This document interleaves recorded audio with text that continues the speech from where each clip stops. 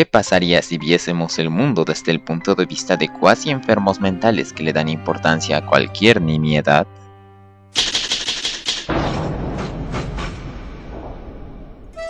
En Sayonara Setsubo Sensei podemos encontrar literalmente de todo. Es como un mercadillo del humor negro donde nada es lo que parece, al menos no en su primera inspección.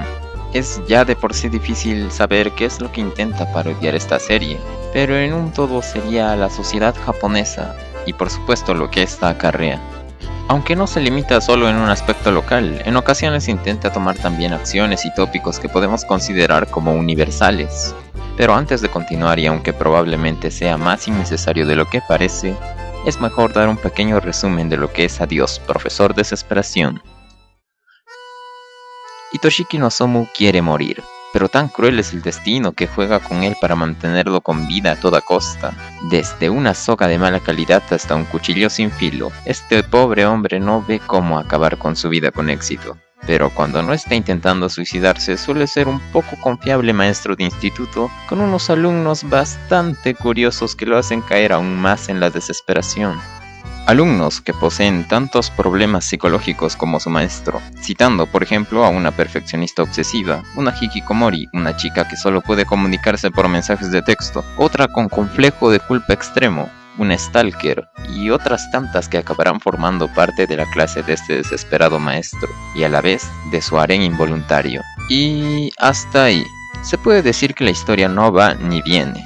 Luego de la introducción de los personajes en la primera temporada, lo que sigue es solo el día a día de Nozomu y sus estudiantes. Pero es este día a día la esencia de esta serie.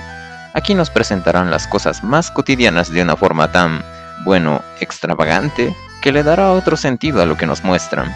Y es natural, ya que lo estamos viendo desde el punto de vista de personas desequilibradas mentalmente. Y hablando de esto último, ¿qué mejor que personajes con problemas para hacer juego con la desesperación de este peculiar maestro?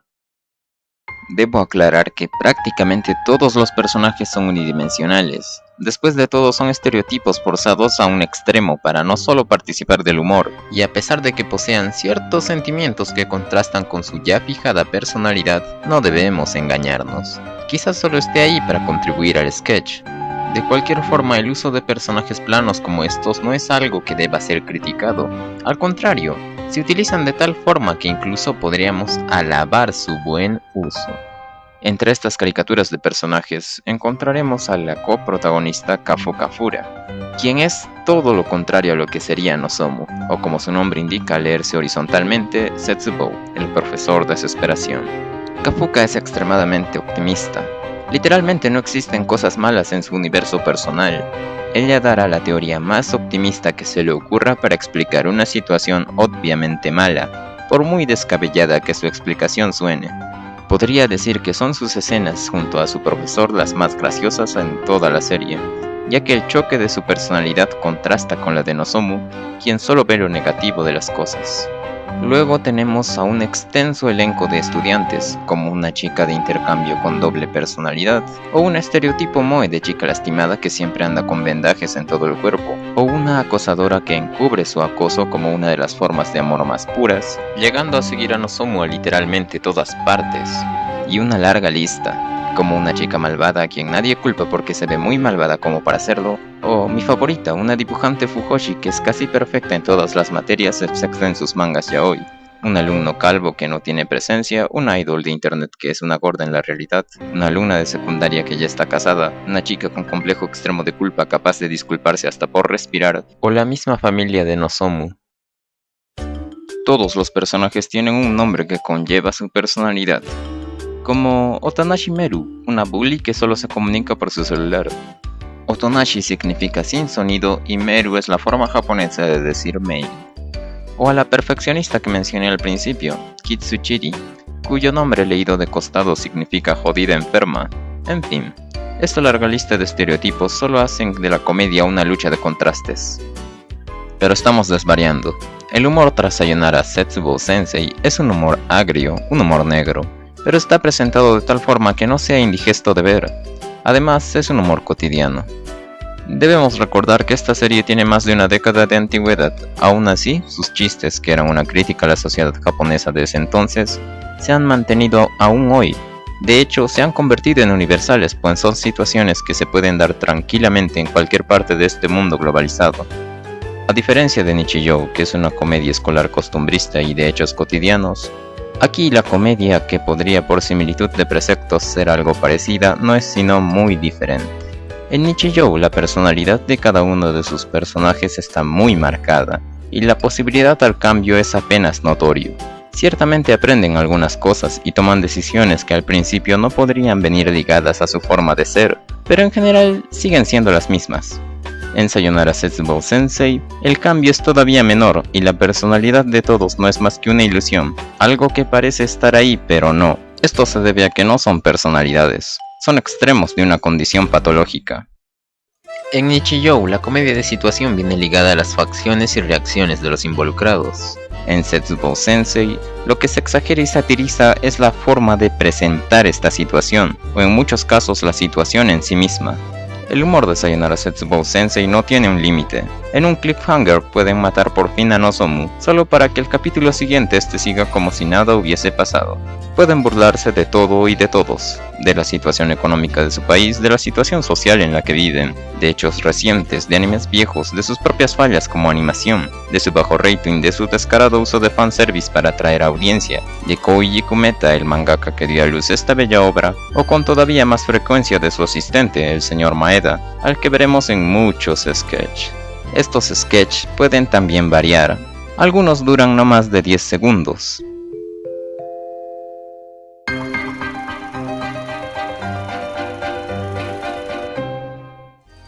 Y otros duran todo un capítulo. Aquí es donde en verdad la serie aprovecha lo que puede ofrecer. Podemos ver diferentes perspectivas e incluso cambios sin razón aparente, como por ejemplo, el capítulo en el que Nozomu se convierte en un detective privado. Además, no debemos olvidar las frases al azar que tengo entendido el propio Kumeta añadió a la animación. Frases que aparecen y cambian detrás del pizarrón o donde puedan presentarse. Son en general frases sin sentido, pero algunas veces muy graciosas. Sinceramente me encanta la forma en que Kumeta enrolla algunos sketches que aparentemente no tienen continuidad.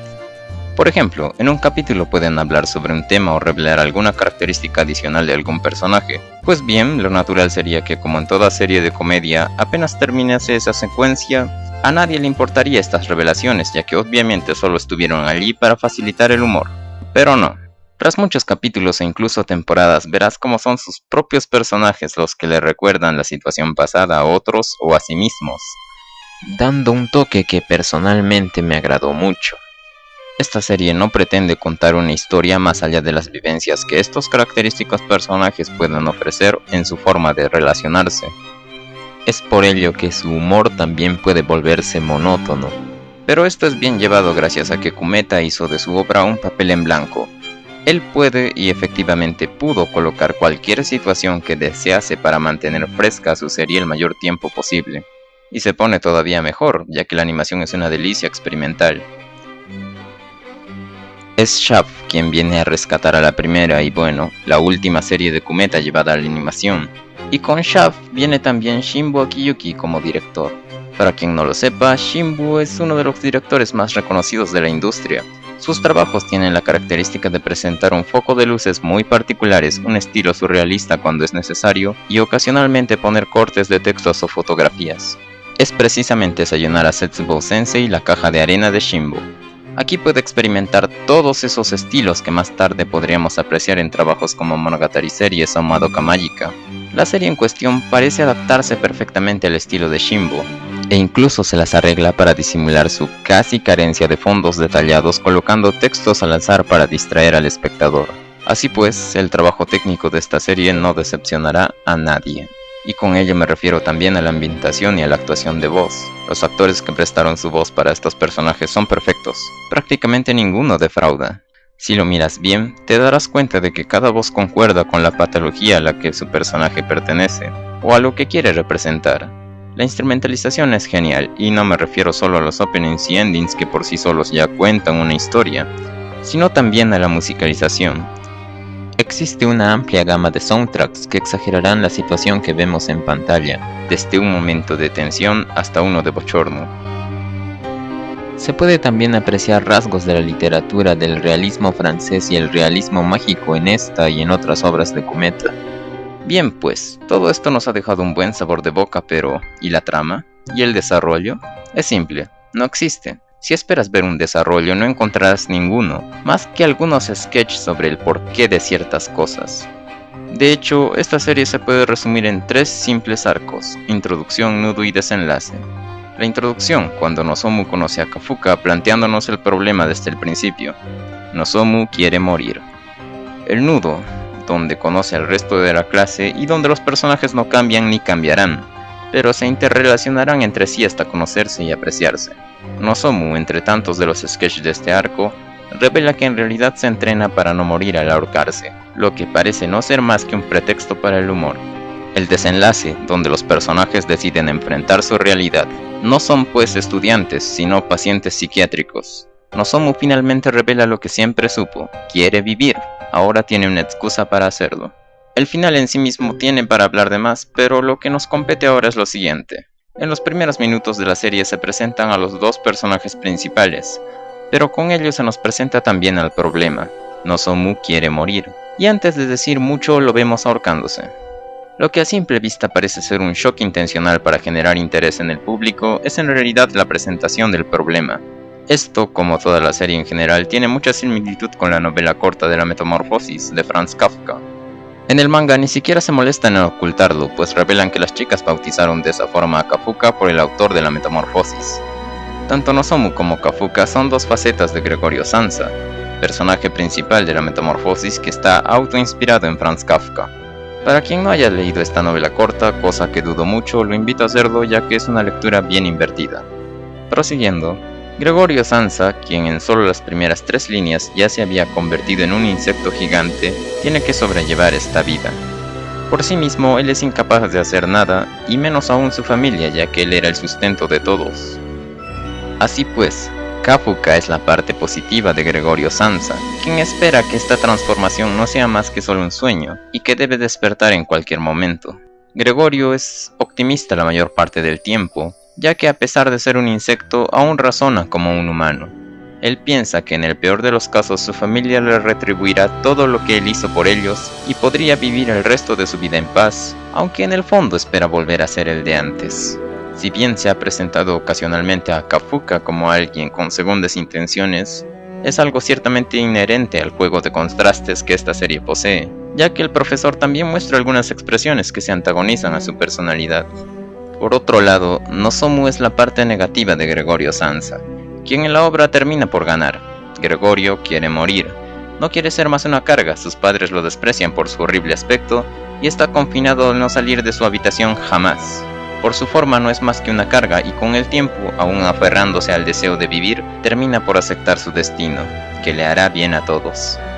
De hecho, la serie juguetea todavía más con la obra del realismo mágico, o quizás sea yo sobrepensando de ida y vuelta, donde Hitoshiki Nozomu encontró la esperanza, es decir en sus alumnas, unas completas desconocidas que también buscaban apoyo emocional y lo encuentran en retribución. Gregorio Samsa encontrará desesperación. Al principio hallará comprensión de su ser querido más cercano para que luego sea abandonado por completo por personas que no solo lo conocen, sino que son su familia, pero lo desatienden al ver que ya no les es útil. Podría decirse que tanto la introducción, el nudo y el desenlace de esta historia es análoga con el desenlace, nudo e introducción de la Metamorfosis. Siento que a pesar de haber redundado tanto, aún no he dicho todo lo que tenía que exponer sobre esta serie, que aunque no es el non plus ultra, ciertamente le he tomado mucho aprecio. Y Dios mío, deberían considerar el animar otros trabajos de Cometa.